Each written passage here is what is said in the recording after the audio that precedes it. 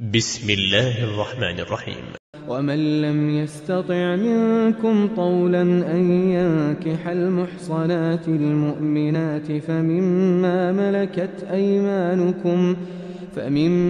ملكت أيمانكم من فتياتكم المؤمنات، والله أعلم بإيمانكم بعضكم من بعض، فانكحوهن بإذن أهلهن وآتوهن أجورهن بالمعروف محصنات غير مسافحات ولا متخذات أخدان، فإذا أحصن فإن أتين بفاحشة فعليهن نصف ما على المحصنات من العذاب، ذلك لمن خشي العنة منكم، وأن تصبروا خير لكم، والله غفور رحيم.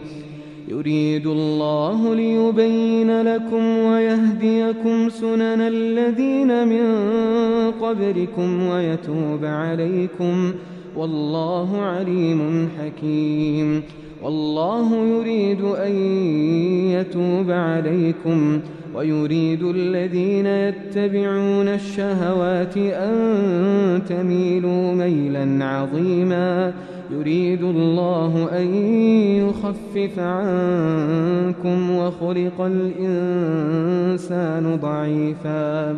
يا أيها الذين آمنوا لا تأكلوا أموالكم بينكم بالباطل إلا أن تكون تجارة عن تراض منكم، ولا تقتلوا أنفسكم إن الله كان بكم رحيما.